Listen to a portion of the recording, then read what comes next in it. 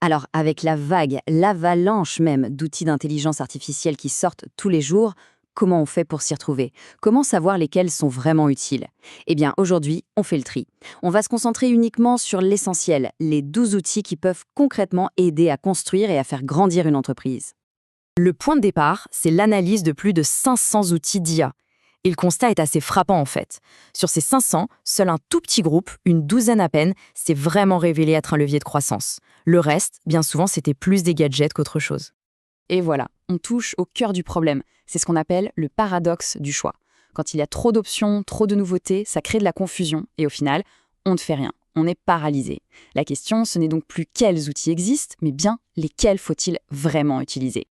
Donc pour sortir de cette surcharge, de ce bruit constant, la clé n'est pas de chercher un énième outil. Non. La clé, c'est de commencer à penser différemment. Il faut arrêter de collectionner les gadgets et commencer à construire un système cohérent. Et ce point est absolument crucial.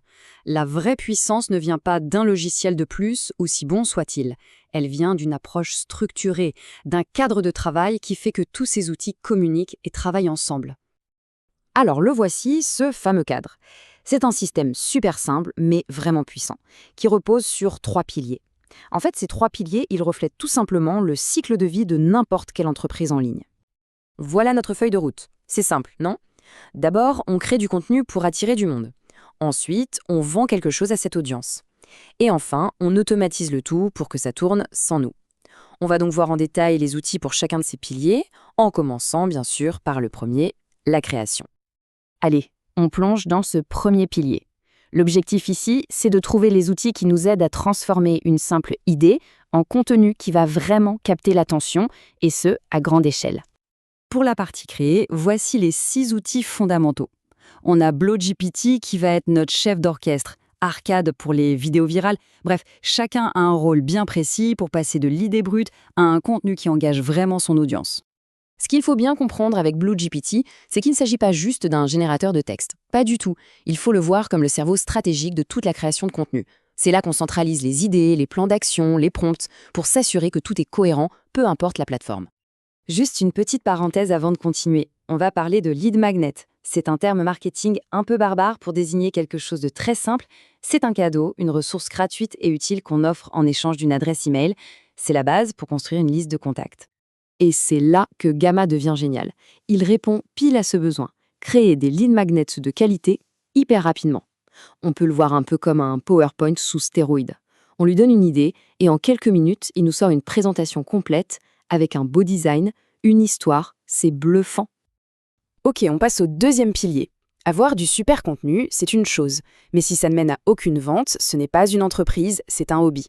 Alors voyons maintenant comment l'IA nous aide à transformer cette attention qu'on a créée en véritable chiffre d'affaires. Pour ce pilier vendre, 4 outils sortent du lot. Ils couvrent vraiment tout le processus. On a Perplexity pour comprendre le marché, Hostinger pour avoir une vitrine en ligne, System.io pour automatiser les ventes et OpusClip pour recycler le contenu en marketing viral. Perplexity, c'est vraiment l'arme secrète. Ce n'est pas un simple moteur de recherche, c'est un moteur de réponse. Il permet de comprendre en profondeur son audience, d'identifier ses frustrations, les mots exacts qu'elle utilise. C'est le genre d'info qui, normalement, coûte des milliers d'euros en études de marché. System.io, lui, c'est le moteur de la vente. C'est la plateforme qui fait le lien entre une offre et un client. Il gère tout, les pages de vente, les paiements, les emails de relance, tout ça sans avoir besoin d'être un expert technique. C'est vraiment ce qui transforme un simple site en une machine à vendre. Et on arrive enfin au dernier pilier, le plus puissant peut-être, l'automatisation. C'est ici que la magie opère. C'est le moment où on connecte tous les points pour créer une entreprise qui peut tourner sans qu'on soit constamment derrière. On passe de l'artisanat à l'industrie, en quelque sorte. Pour ce pilier, 2 outils suffisent, mais ils sont absolument centraux. Ils sont comme la glu qui maintient tout le système ensemble. D'un côté, on a N8N, qui fait communiquer toutes les applications entre elles. De l'autre, Brevo, qui s'occupe de la relation client de façon entièrement automatique. Cette métaphore du cerveau invisible est parfaite. C'est exactement ça. Imaginez, un client s'inscrit. Automatiquement, NN peut déclencher l'envoi d'un email via Brevo, créer la facture, envoyer une notification, le tout sans aucune intervention humaine. Il transforme les tâches répétitives en flux de travail intelligent. Pour conclure, ce qu'il faut retenir, c'est que mettre en place ce système, ce n'est pas juste un changement technique. C'est bien plus profond que ça. C'est un véritable changement de mentalité sur la façon de travailler. Ce tableau résume tout. On passe du fait de travailler dans son entreprise, c'est-à-dire faire les tâches manuelles, être toujours dans le réactif, au fait de travailler sur son entreprise. Là, on se concentre sur la stratégie, la création, on passe d'un travail limité par le temps disponible à une croissance qui peut vraiment décoller. Donc au final, ce n'est pas juste une liste d'12 outils, c'est bien plus. Ce sont les pièces d'un moteur, un moteur conçu pour la création, pour la vente et au bout du compte, pour la liberté. La liberté de ne plus être l'esclave de son propre business. Et ça nous laisse avec cette question pour la fin. Une fois que les machines s'occupent de toutes les tâches répétitives et sans valeur ajoutée, que reste-t-il? Qu'est-ce qui devient vraiment possible pour la créativité humaine, pour la stratégie, pour les projets qui comptent vraiment? La réponse à cette question pourrait bien redéfinir notre façon de travailler.